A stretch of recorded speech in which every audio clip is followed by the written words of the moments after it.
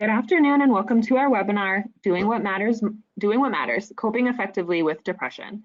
My name is Angela Sullivan, Medical Project Specialist, and I will be your moderator this afternoon. This webinar is being provided as part of the Tourette Health and Education Program, a program of the Tourette Association of America in partnership with the CDC. During the webinar, we would be very happy to hear from you and include your voice in the conversation. You may ask questions or share comments using the question panel on the right side of your GoToWebinar player at any time. We will collect your questions and address them during the Q&A session at the end of the presentation. I would like to mention that funding for this webinar was made possible by our cooperative agreement with the U.S. Centers for Disease Control and Prevention. The views expressed by speakers and moderators do not necessarily reflect the official policies of the Department of Health and Human Services, nor does the mention of trade names, commercial practices, or organizations imply endorsement by the U.S. government. I want to also mention that the slides for today's presentation are located in the handouts section on the control panel. So before we get started, I wanted to take a few minutes to share some information about the Tourette Association of America. Next slide. At the TAA, we are dedicated to making life better for all people affected by Tourette syndrome and tic disorders through efforts that raise awareness, advance research and understanding, and of course, provide support. Next slide. Awareness, research, and support are the three main pillars of our organization, and through these, we provide our community with many resources. Through social media, public relations, and news placement, as well as our youth ambassadors located across the country, we raise awareness of Tourette syndrome. This is also done through advocacy and lobbying on Capitol Hill for continued funding. But by providing grants and fellowships to both young investigators and other professionals, we can advance research and support clinical trials on Tourette syndrome and new treatment options. The TAA has a network of chapters and support groups located across the country that provide support at the state level for their communities. In addition to this, programs at the TAA, such as online support groups, webinars like the one that you'll hear today, the biennial conference, and in-person presentations, we provide support to our constituents. With that said, it is my pleasure to introduce you to our speaker this afternoon, Dr. Kenneth Phelps.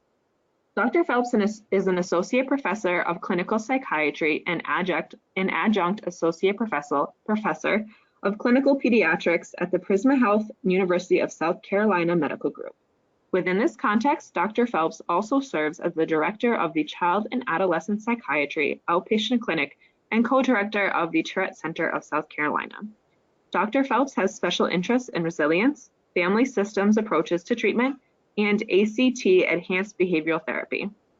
He has served as a trainee for the Tourette Association of America's Behavioral Therapy Institute since 2016. Thank you so much, Dr. Phelps, and without further ado, please go ahead with your presentation. Thank you so much, Angela, for your introduction. I'd also like to express my thanks to the Tourette Association of America for inviting me to give this talk.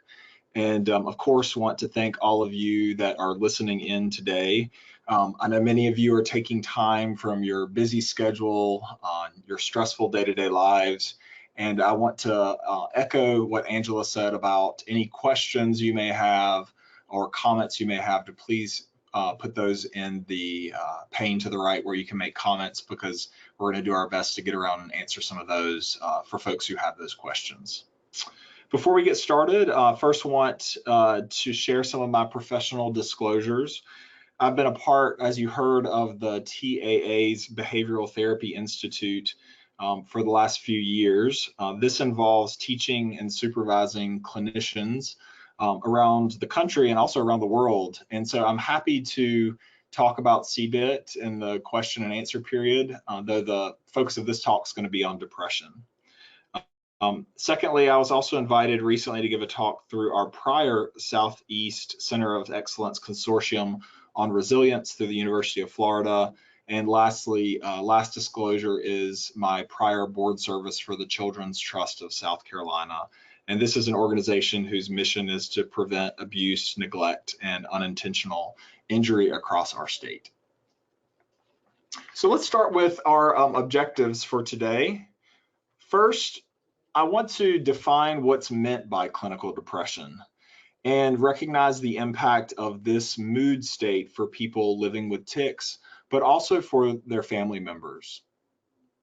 Secondly, I'd like to develop some skills and talk about some ideas that may be helpful to unhook from unhelpful thinking patterns and instead help us engage with meaningful activities that give us purpose and give us direction in our lives. And then finally, I'd like to identify and discuss how our relationships play a key role in overcoming struggles with depression.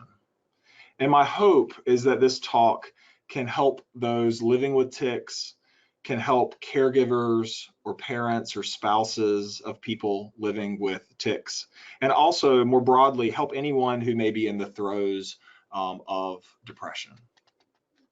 So let's start with just defining what we mean when we say depression. It's important to acknowledge that everyone copes with sadness and with grief and with adjustment difficulties in their lives. But for a subset of the population, they have prolonged times where they feel low, they feel sad, empty, or even hopeless.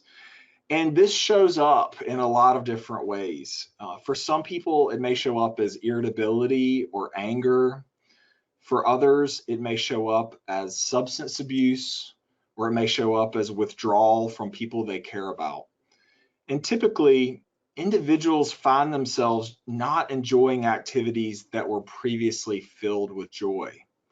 So someone who enjoyed gardening may no longer find it fun or enjoyable to garden, or a favorite TV show may not bring laughter in the same way it previously did.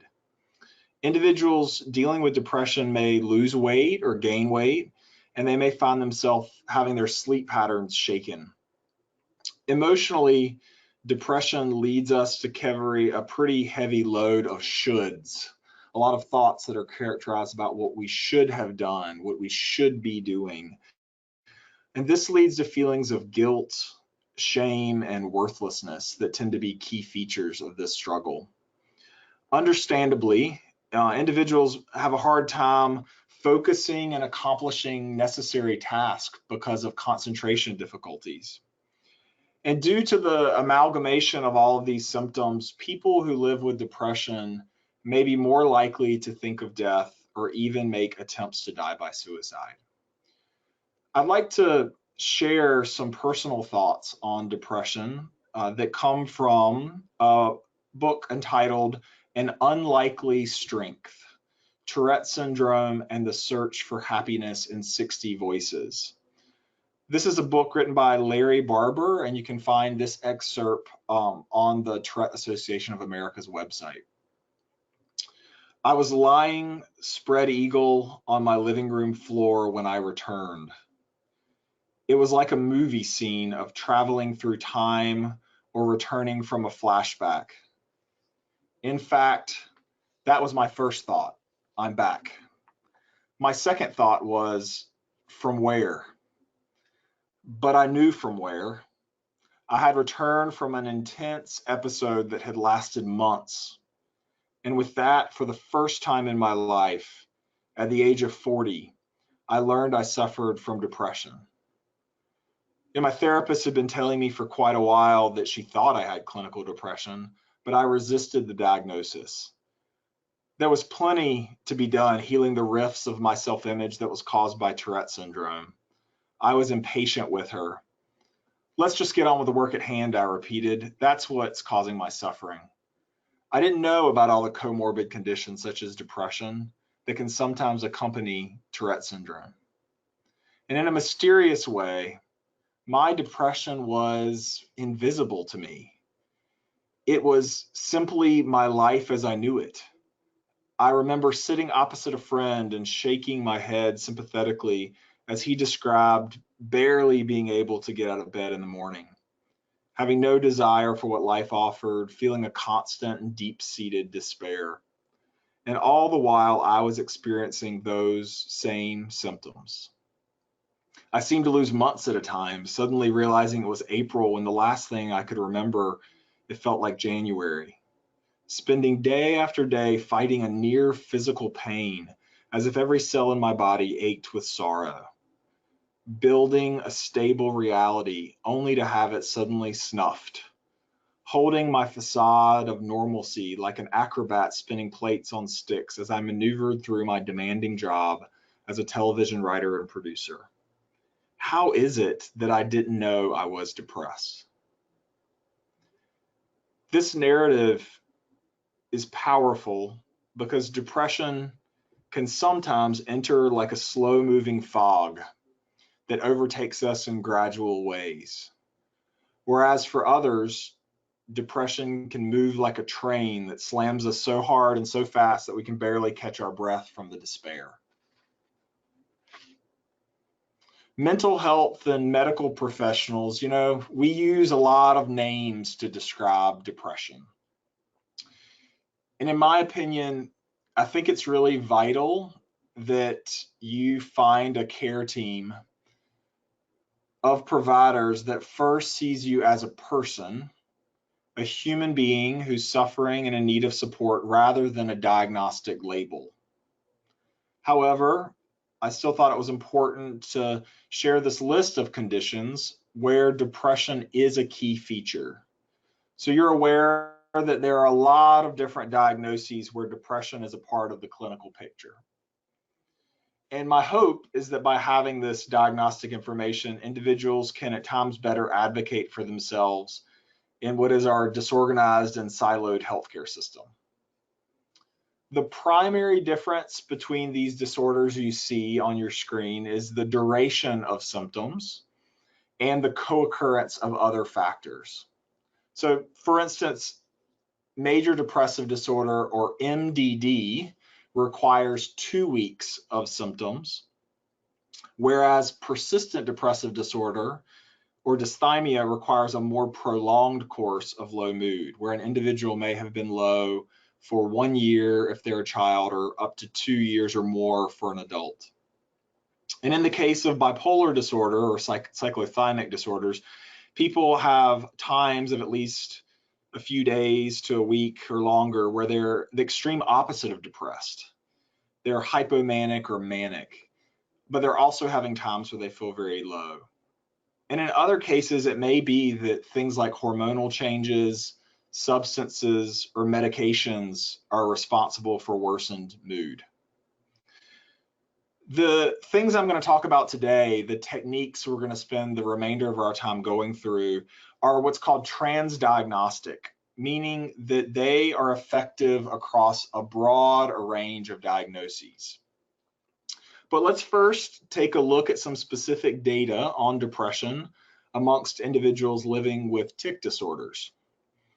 The recent TAA impact survey that was conducted in 2018 has illuminated the importance of this topic, because around 36% of adults and 42% of children describe the hardest part of managing Tourette syndrome as co-occurring conditions. And many of you have probably seen the image of the iceberg, and one of the things under the surface, one of those co-occurring conditions are mood states like depression. Consistently, also, we know researchers have found that those living with Tourette syndrome report higher rates, often double, depending on the research study, of depression or irritability compared with populations who are not living with tics. Of great concern is 51% of adults and 32% of youth report considering suicide or engaging in self-harming behaviors. One important consideration here is that respondents may have included self-harming tics. As we know, individuals can have tics that involve striking their body in their answering of this question. And I'd encourage those of you who'd like to learn more about the topic, the very important topic of suicide and suicide prevention and prevention of harm, to look on the TAA YouTube channel, as there's a wonderful talk from the recent conference by my colleagues, Drs. Coffey, Lewin, and McGuire, though we will briefly touch on this at the end of our presentation. So why are we seeing greater rates of depression amongst individuals living with tics? We know that people who are living with tics often report lower self-esteem, and this is strongly influenced by discrimination from others in the community. Examples include being bullied, being removed from class or extracurricular activities, or being treated unfairly within occupational settings, all things that a large number of adults and children reported in the recent impact survey. Another factor may be difficulty forming friendships or intimate relationships. The quality of a person's life is strongly associated with the quality of our relationships. So when disabling tics or harassment from others serves as a barrier to building connection, that can result in loneliness and dejection. So I know the data I just presented can feel very overwhelming, almost like you're swept up into a horrific storm. It reminds me, I'm from the Outer Banks of North Carolina originally, and we commonly hear threats of hurricanes that were coming ashore, and hearing such hard data and lived experiences can be heartbreaking and can cause us to feel heavy and feel overwhelming. And this is often a feeling that goes along with things like depression. People often, when they're depressed, describe a heightened emotional state where their anxiety runs amok and their physiological signals surge, which can sometimes make tics worse as well. You know, it's sort of like this image you see on your screen of being on an old boat that's being tossed about the ocean. Lightning, thunder, strong winds threatening to destroy the vessel. So I want to start by introducing the first technique that we often use in treatment, which can help us ground ourselves in the midst of an emotional storm. One way we can ground ourselves in the midst of the emotional storm is doing what Dr. Russ Harris calls dropping an anchor or anchoring. And I'd like to just take a moment to practice this with you right now. So you start by, wherever you are, just taking a few slow breaths.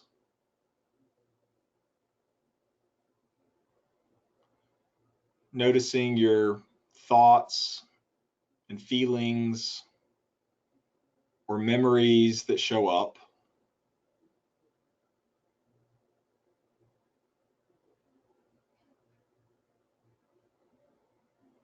Pushing your feet hard into the floor, anchoring your feet to whatever surface that you stand or sit. Noticing the tension, sitting forward in your chair as you push your fingertips or hands firmly together, grounding yourself in this moment.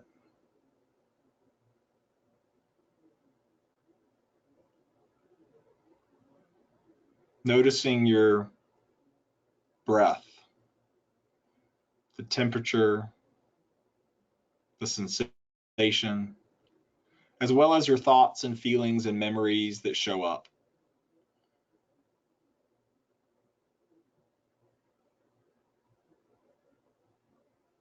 Noticing your body in the chair, your hands, your feet, your back. And looking around and maybe noticing 5 things you can see.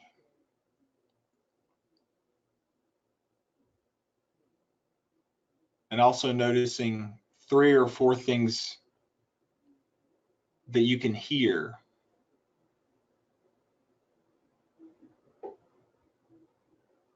And finally, noticing anything that you may be touching.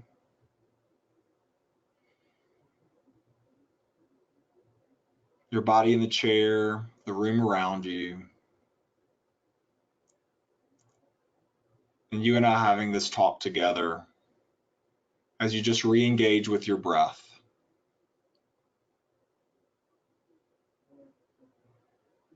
Realizing that you've taken this hour out of your day to learn about how to cope with really hard feelings, really difficult things that show up.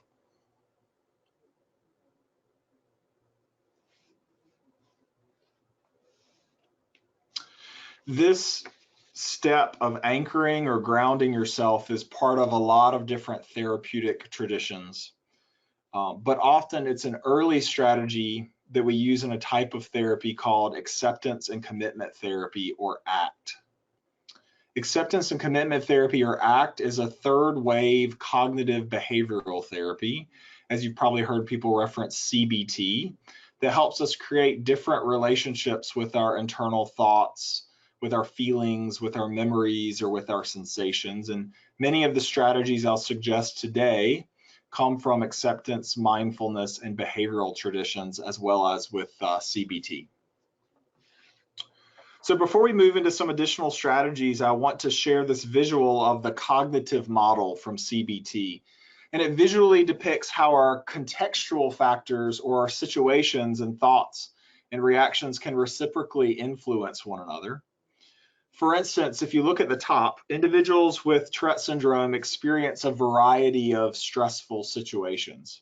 And this might include things like relationship stressors, occupational stressors or work stressors, educational or financial stressors, or health-related stressors. And in these situations, a lot of automatic thoughts or images show up. These thoughts can sometimes, for all of us, sound like always or never, or like labeling ourselves using derogatory language, or seeing ourselves as isolated forever, or predicting the worst. We sometimes call these automatic thoughts or images ANTS, or ANTS, automatic negative thoughts. The reactions that come from these experiences, these situations, and these difficult negative thoughts we're struggling with often look like many of the symptoms I listed earlier: fatigue, heaviness, sleep disruption, appetite changes, avoidance, not engaging with as many pleasurable activities, sadness, longing, anger, or irritability. And they fall into these three categories you see down at the bottom: emotional, behavioral, and physiological or body reactions. So the next several slides will provide some initial strategies to relate differently to some of these experiences, approaching them openly and with curiosity rather than getting caught up in the perpetual tug of war where we often find ourselves. So let me give you some examples of common thoughts that emerge for us when we're in the midst of a depression. And many of these examples actually come from adapted questions or comments from prior TAA talks that I've given. The first, Billy makes a mistake on his schoolwork due to not reading the directions. And he immediately says, "I'm so stupid." Isabel strikes out in the softball game. And on the way home, she vents, "My team hates me. Why do I even bother?" And lastly, Ashley doesn't get a second call for a job interview, and she thinks, "I just feel like such a disappointment. Things just don't work out for me. They think I'm weird and I'll probably never find a job." If you notice, these thoughts often label the person: "I'm stupid," or "I'm a disappointment." Mind read, "Others hate me," or "thinking this of me," or catastrophize or think the worst: "I'll never find a job." You know, one of the things I really want to highlight before we move on is that we all, to some degree, have a not good enough story in our mind, or some version of the inadequacy story that plays out. But we know that individuals who are living with depression tend to have a louder and more demanding internal critic.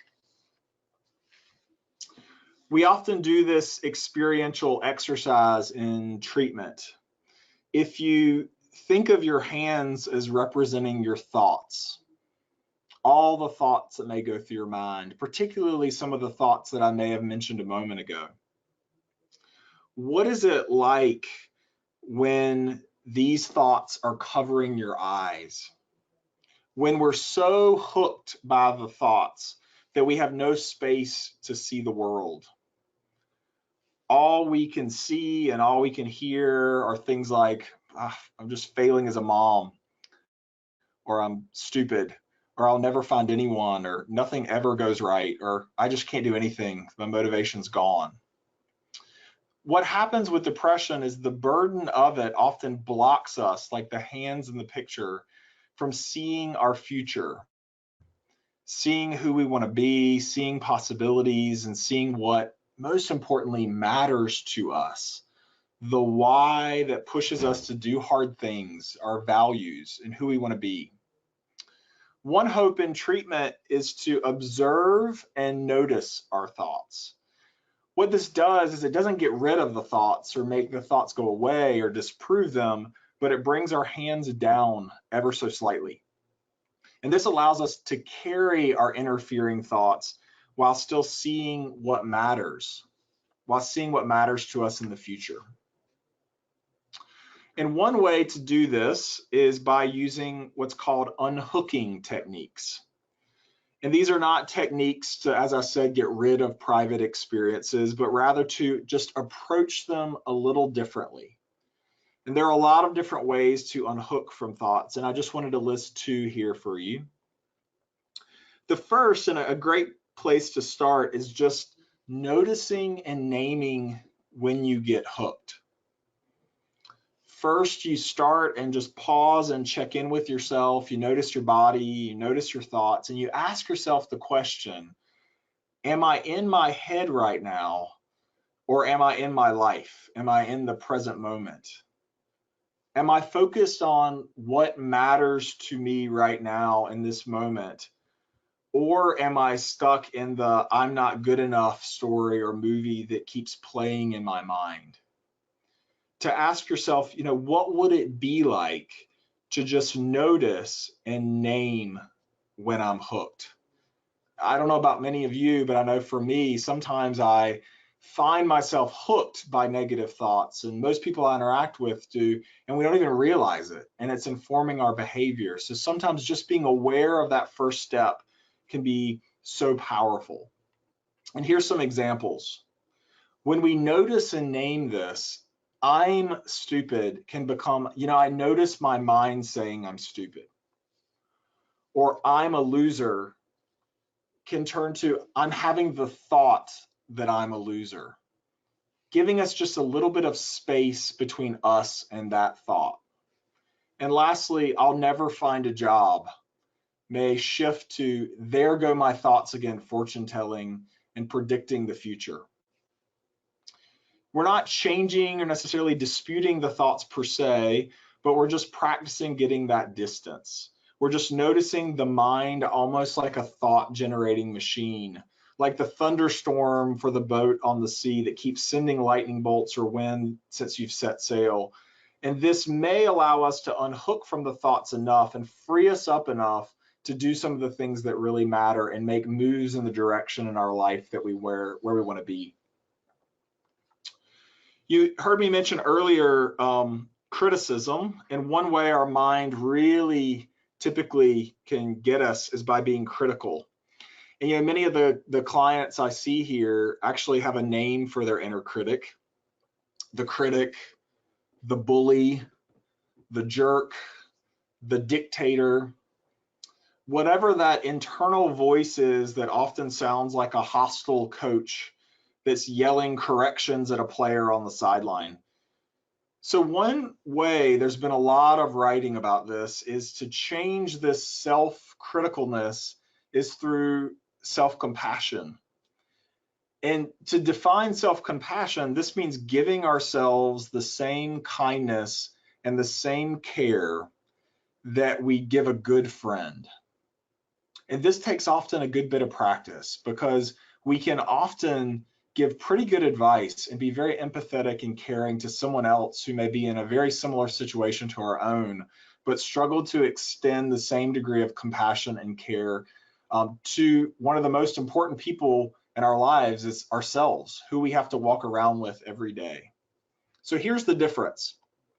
Criticism might say, you should really just get out more. If you don't get your act together, things will never get better. Just don't act like such a failure. Where compassion might say, life can really be challenging sometimes. It can feel overwhelming when you think of everything to do. So maybe you just start with the first step. It may be one step forward and a couple steps back initially. but give yourself credit for even trying, because that's some of the hardest part of this.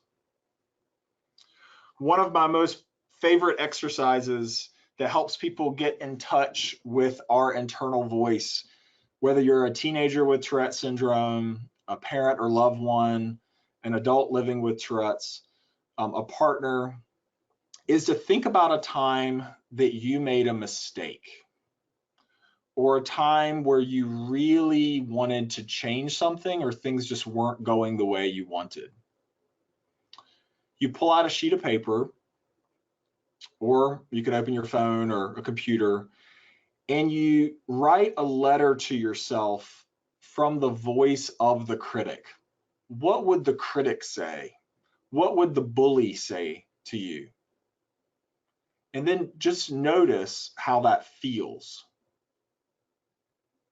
And after you do that, pause for a moment, flip the paper over, open a different document, and then write a letter to yourself from the voice of your compassionate self, as if you were giving advice, or as if you were being there for someone else who had made that mistake or had that struggle. The funny thing, reason I wanted to include this is when I've done this, I've noticed that if I write it on a piece of paper, that even my handwriting looks differently depending upon how I'm treating myself in that moment. And interestingly, I just ask you to notice that those two contrasting voices come from the same person. They come from you.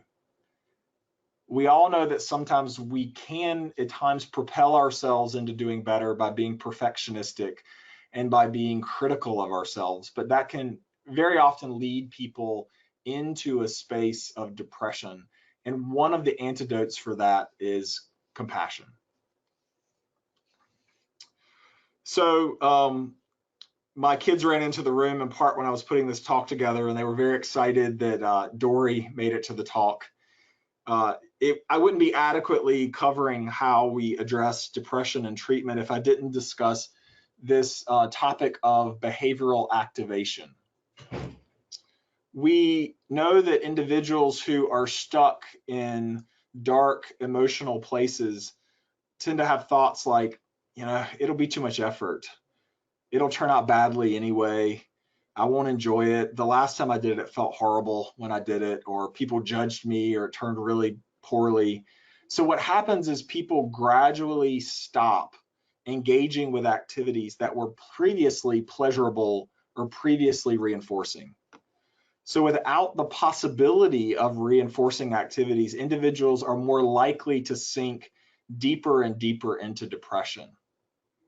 So this is especially important, in my opinion, for the population living with tics and Tourette syndrome, in that it's so vital to find safe spaces, supportive spaces when possible, where individuals are accepting and open to being around your tics and having conversation about that.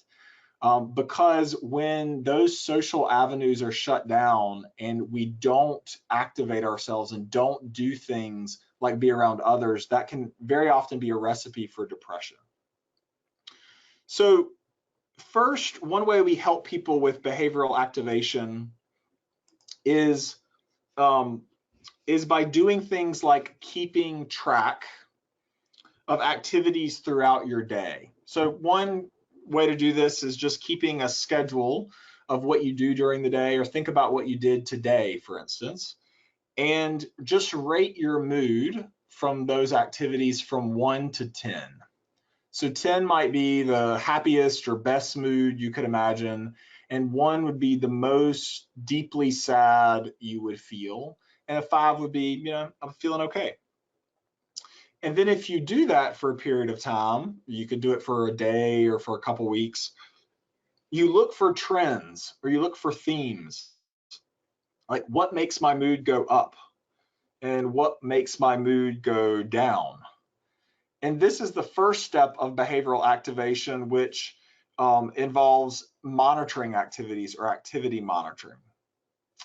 The next step is actually scheduling activities. So specifically scheduling activities that have historically brought you pleasure or brought you achievement or mastery or connection with other people. So I'm going to say that again. Purposely putting things in your schedule that in the past, even if they don't in the present, but in the past have brought a sense of joy to your life. Or thinking about, like, what are things when I check it off my list or my day that make me feel like I've accomplished something, I've done something. And then lastly, things that involve other people who are supportive, who are caring, who are loving, things we might be able to do with those people. This is called activity scheduling or pleasurable activity scheduling. It's important when we do this to notice and name when we get hooked. Definitely a lot of thoughts are going to come up. That's what depression does. It tells you things like it's not worth it. You know, so you have to say, can I notice that? Can I notice these thoughts? Can I notice this and engage still with the scheduled activities despite them? This is a really challenging endeavor. And much of this talk is used to give you some strategies, but not all that exist out there to deal and cope with depression. And I want to mention another, for some individuals, is medication. And medication, to talk in depth about, is not in my scope of practice, but we know for individuals who are struggling with severe depression can be a very important and useful strategy to have in their toolbox. So in the words of Dory, it's so hard, but to just keep swimming. Even if you get sidetracked, even if you struggle, even if the things on the schedule don't happen, to go back to the slide before, to be self-compassionate even in those moments. What might we advise someone else to do in the midst of struggling to get the next step done? So I mentioned I'm from the Outer Banks, and there's a lot of lighthouses there. And going back to our prior imagery, you know, if you're in the midst of a storm, after you ground yourself in the storm, it's really important to look for the lighthouse. The lighthouse is the values that matter to you. And so when I say values, let me just give you a few examples from the ACT literature. It may be, you know, I want to be authentic. I want to find connection. I value being an advocate for equality and for justice. I want to be persistent and I want to be resilient. I, in recent years, had the pleasure of being a part of the Youth Ambassadors and Rising Leaders program. And one of the things those emerging adults, young adults taught me is that a lot of them had really clear values on who they wanted to be and what they wanted to pursue in this world. And that is a guiding light in moments when you're trying to drop an anchor and your boat is getting tossed and turned in different directions. And I'm currently writing up a study on growth and resilience amongst young adults living with Tourette syndrome with some colleagues of mine at the University of Florida in Miami. And interestingly, when we looked at the data of what people said, the most frequently endorsed areas of growth, these are things people reported that they grew because of their tics or Tourette syndrome, were the following. I developed new interest I wouldn't have developed otherwise. I know better that I can handle difficulties. I know I can handle hard things. And lastly, and to me, one of the most meaningful is I have more compassion for others. So we talked about self-compassion, but going through a really hard thing gives us a degree of compassion and empathy for other people that is so valuable, and we need more of that in the world. So, you know, perhaps the stress and strain of the storm could guide you or those in your life living with Tourette's to a powerful mission once you get ashore. So another way to facilitate behavioral activation or just good mental wellness is to use the accountability and support of a community, which is why I'm part of the school of fish up here. You know, a group of people, a people that bring you hope and bring you comfort. Who are those people? Who can help me be an advocate? Who in my life could foster my resilience? And how can, if you're a loved one, how can I be present for the pain of my loved one? How can I listen? How can I validate? How can I hear without jumping straight into problem solving? I think that's, for me, one of the hardest parts of being a parent and also being a therapeutic provider and seeing people in therapy is sometimes we move so quickly into problem solving. A lot of people just want to be seen and heard and valued into where their struggle is first. There's a quote that says, one of the most problematic parts of communication is that when we listen, we're listening to respond rather than listening to understand. And I think a lot of individuals who are struggling with depression first want to be understood and heard before the person listening moves into problem solving or trying to give solutions or responding to what's showing up. So conversely, it's also important to think about who in my life, if I did that schedule and thought about my numbers when I'm a 1 or 2 or 3, you know, who is, when I'm around them, I feel more down. They're maybe critical or judgmental, or, you know, they're someone who are toxic in my life in some way. And to think, can this be repaired? You know, can there be some work done in couples therapy or family therapy or just in conversation or a letter to this person to repair this? Or is this someone I need to work hard to set some firm boundaries with, which is a really challenging task. Sometimes it may be advocacy, it may be educating people on tics or on what kinds of experiences we're having in community settings, to have a more informed and supportive community rather than a judgmental and discriminatory group of people that we're encountering a good bit of the time. So broadly, we're asking ourselves, what can we do together to move in the direction of the lighthouse? And what would it look like to be living a life congruent with the lighthouse? And at the core of this discussion is making room for all types of fish in the ocean. You know, we all want to belong, and this theme of this talk around sea life not only comes from my love of growing up near the beach, but also I have a client who describes himself as a puffer fish that easily reacts, gets rageful or defensive.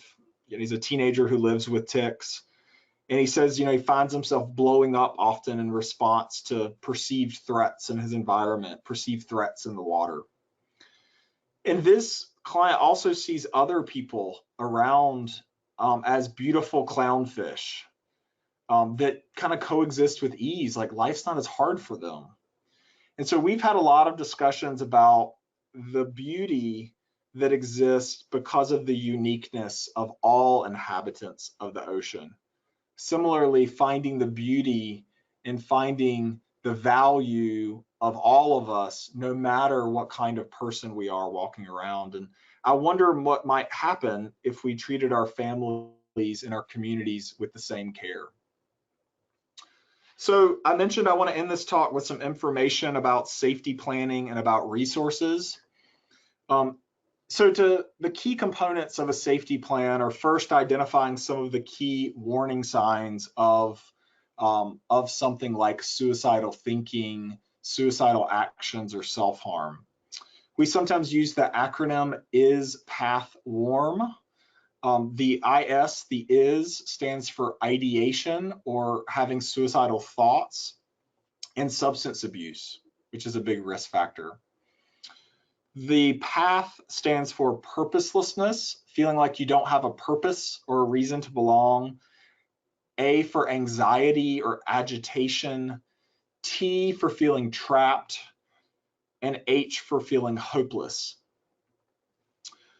And lastly, the warm part is withdrawal from people we love or care about or our communities, anger, recklessness, and mood changes. So these are warning signs that we think about as clinicians, but I would encourage you if you're coming up with your own safety plan or working to keep yourself safe, to think about what are your personal warning signs for self-harm or suicide, and how can you be aware when you're sliding into that difficult space. Secondly, we often ask people to document coping skills, like what's worked in the past or what maybe could work. Maybe some of the things we've included today, a type of therapy called DBT, or dialectical behavioral therapy, has some really great strategies that come out of distress tolerance or emotional regulation. And CBT actually uses a hope kit. It's one of the most powerful interventions, I think, when an individual is struggling with suicidality or self-harm, which is you have a box or an area of your room where you keep pictures, lyrics from songs, letters, mementos, self-care items like lotion or candles, anything at all that may bring us hope. You know, one of the most powerful things is sometimes I'll have family members write letters to the person who's struggling in this way. And it's a space in their house where if they're feeling self-critical or feeling negative, they can go and just remember to go to this space to try to find hope and try to find some peace. Also, we always want to think about limiting access to methods of harm. This might include medications or knives or guns. We want to include numbers for key friends or family members or supports, people that could be reached out to.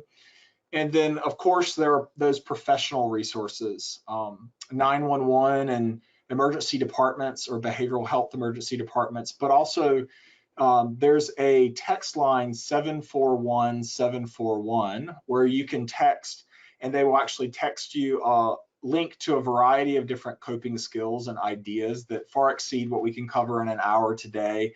And someone also will begin texting with you and talking you through how you're feeling and trying to help you keep yourself safe or keep your family member safe. And of course, there's the suicide prevention hotline, 1-800-273-TALK.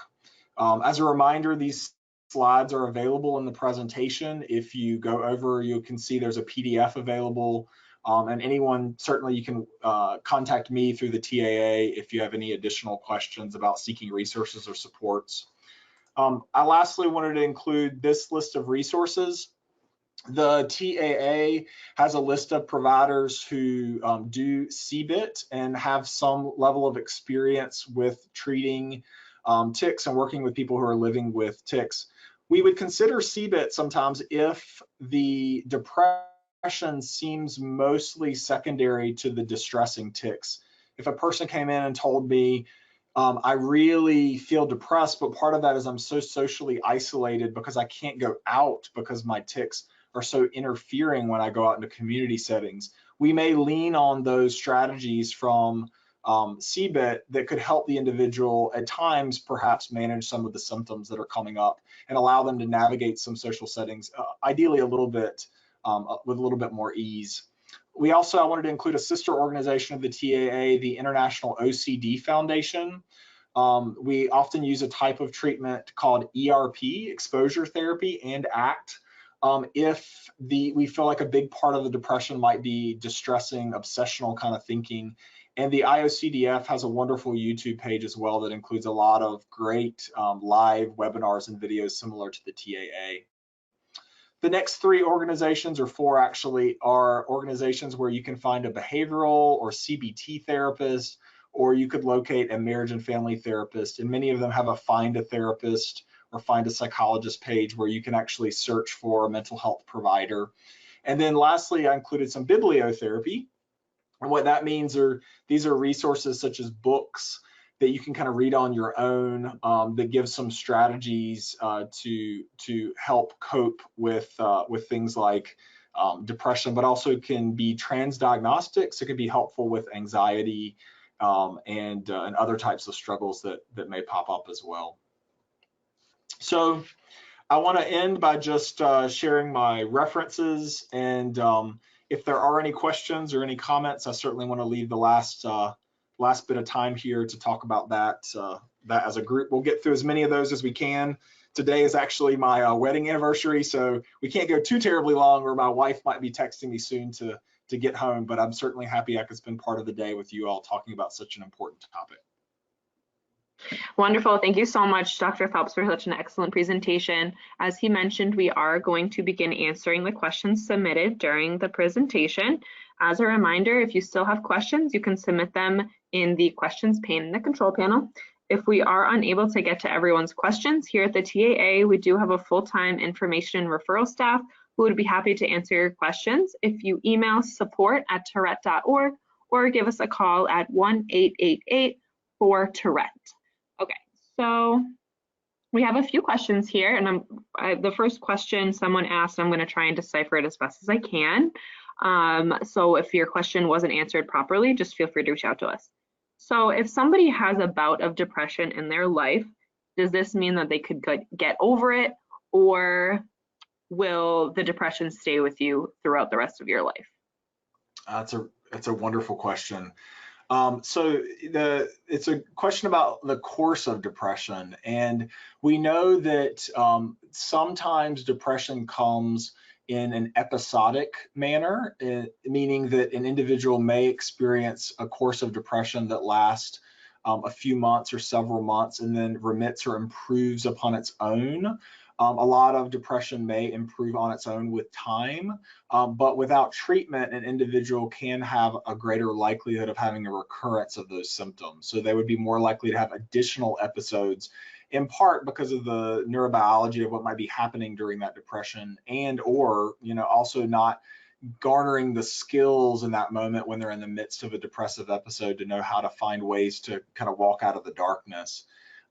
We know that some of that may also be what are some of the contextual factors, some of the situational factors going on that are influencing the depression. So certainly a lot of substantial loss experiences.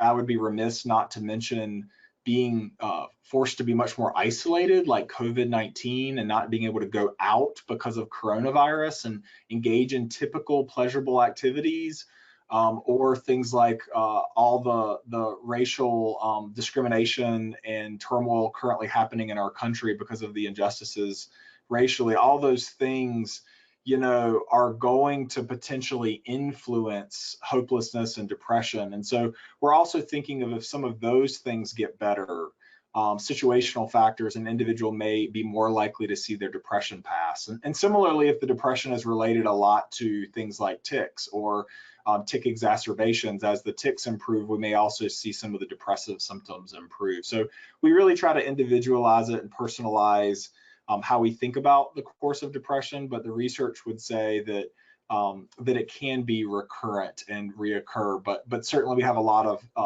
quality treatments that we know can help people, and a couple were mentioned today, like CBT and ACT. But medication and some DBT skills and other things like that can also be helpful for people. Wonderful. The next question I have is it common to feel worse or more sad after going to therapy or discussing your depression and mental health? Oh man, that's such a good question. I would say that sometimes when people come in to therapeutic visits and they're talking about really, really hard things they may have been avoiding, things they have a hard time looking at just because they're painful. If therapy involves finding ways to talk about those things, to look at those things, to dialogue about those things, sometimes that can bring really difficult and overwhelming feelings. If that's happening in a therapeutic session, I would often encourage that it may be important to have a little bit more structure in the therapy. So at the beginning of the therapy session, there may be an agenda set of what are the most important things to talk about today. And at the end of the visit, there may be a short amount of time that's used to just process like what it was like to talk about these things, to think about what the person might do for the remainder of that day or the next couple days to be able to cope. But really to kind of troubleshoot, how to like experience those feelings and lean into those difficult feelings and those like worse feelings that might show up, but also feeling like you have a plan and that you're being followed closely enough where you feel like the next time you see your therapist isn't going to be weeks on end. All the randomized controlled trials of therapy are usually on a weekly basis. And so If you're feeling worse after, I would make sure that you're seeing your provider in close enough proximity to the prior visit, ideally. But it's something we can see if it's happening time after time after time in therapy. I would really want you to have a conversation with your therapist, your psychologist, or treatment provider, just because you ideally should see a trending up. Like mood is getting better, you're feeling like you can cope better and live the life you want to live. And so I wouldn't want someone to feel worse after most or all visits, most certainly. Perfect. Thank you so much. So the next question we have is, can supporting our child's interest or skills, such as music, art, and sports, assist in lessening depression in children with Tourette syndrome? Oh yeah, man, such a good question. So if you go back to the Dory slide of pleasurable activity scheduling, those things that the person listed are beautiful examples of pleasurable activities. Things like playing the piano, playing the guitar. I mean, one of my children is extremely artistic and talks to me a good bit about how that's like her avenue of expressing herself is by drawing or by painting or by scribbling, on a paper. And sports, whether we're talking, soccer or ballet or cheerleading or football, whatever it is, getting out there and being able to be in a community of people when we can, and getting out that energy and kicking a ball or throwing something, I mean, are wonderful ways to help. We also know there's some literature to support exercise and physical activity as being a huge benefit for many individuals living with depression, and that's a big part of pleasurable activity scheduling. So I would foster that. I kind of think of it like a menu. It's important to provide children with a whole array of options that they could do, and encouraging without sort of insisting. And I realize, being a dad myself, that that's a very nuanced, fine line there that can be very challenging as a parent.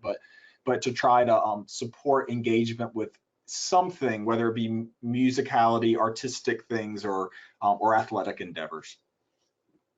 Great, thank you. Okay, we have time for a few more questions. So can you give any tips or tricks on how to handle two teens that are struggling even more with each other because of the pandemic on top of their Tourette?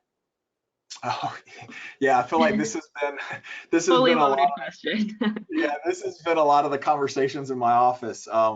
I have 3 kids at home, and certainly we've had challenging moments. I think it's important to have family time. And when we think about family time, we often think about everybody in the same room, sort of like having dinner or watching a movie. But I also think it's equally important to think about the importance of like dividing and conquering. I was just talking to a parent earlier about this. Is rather than trying to have what one family I see calls forced family fun, triple F, they've realized, like, over the years, it's probably even better to say, what if one parent takes one teenager over here and does this, and another takes another teen over here. One kid's on technology while the other's, doing something with the parent, just to kind of have some independent time from one another. And I also think just like naming it, to say, like, this is really hard. We're all getting sick of each other. We're all getting tired of one another. Like, let's make a schedule where we have a bit of a game plan for the day. It doesn't have to be anything firm. It can be just sort of vague, but let's have a bit of a daily schedule where we know what's up and what we're doing. And in that schedule, you might be able to incorporate some together time, but also being mindful of some like separate time from one another, because the good old 48-hour rule or 72-hour rule, that we only have a certain threshold for our loved ones in close proximity, that has been violated wholeheartedly in the last few months. So, Exactly. So I think those are my initial thoughts. Great. Okay, thank you. So we have 2 more questions. Do you have any experience with transcranial magnetic stimulation for medication-resistant depression and/or anxiety? Yeah, it's a really good question. It's out of my scope of practice, but I will tell you that I mentioned 2 of some of the first line treatments with depression. We're often thinking about psychotherapy as a first line depression treatment and anxiety. And we're also thinking of medications, particularly in cases of moderate to severe symptoms. But in those cases where an individual may have treatment refractory symptoms, and that means they've tried a number of medications without success, as well as psychotherapy may not have been as beneficial as we would like, some individuals do look at things like TMS, or transcranial magnetic stimulation. as well as ECT, or electroconvulsive therapy. And I am not as aware about some of the data around the efficacy around that. I do know it's used, and I do know there is some data to support it, but I would hate to misrepresent the data. But I do know that it certainly is an area of continued investigation that people are looking into. And I myself have had a handful of people I've seen, mainly the adults I've seen, who have gotten some benefit in the most severe of cases. Alrighty. And the last question, would you mind repeating the abbreviation for the warning signs of self-harm and suicide? Yeah, absolutely. As a reminder, you can grab it off of the slides as well, but it's is path warm. And I actually don't know if I put that on the slide, so let me slow down and repeat it again. Is path warm? It's ideation, meaning suicidal ideation or thoughts. The S is substance abuse. The P is purposelessness, not feeling like you have a purpose. The A is anxiety or agitation. The T is feeling trapped. The H is feeling hopelessness, which we know is one of the biggest warning signs for something like suicidality. The W is withdrawal from people in our lives. The A is anger. The R is recklessness, so being very impulsive. And the M is mood changes. And those are things that we're really looking for when we see a marked change from someone's baseline or how they've been functioning, and we see the things show up. And that comes out of some research about suicide that has been done in the last decade or so. Alrighty, wonderful. Well, that looks like that's all the questions that we have. So thank you again, Dr. Phelps, for such an excellent presentation. This is all the time that we have for our webinar. Once the webinar is closed, you will receive a survey on the presentation. We would greatly appreciate it if you would please complete that and provide your feedback. You will also receive a follow-up email within 24 to 48 hours with a link to view a recording of the webinar. If you haven't done so already, please take a chance to download the handouts section before we close out the webinar. The handout is linked there for you. Additionally, the webinar will be posted on the TAA's YouTube channel for those who were unable to participate today. We encourage you to reach out to us about this webinar or for any other ideas and suggestions you may have. On behalf of the Tourette Association, thank you again for joining us and taking the time to view our presentation. Happy anniversary as well, Dr. Phelps. Have a great afternoon, everybody.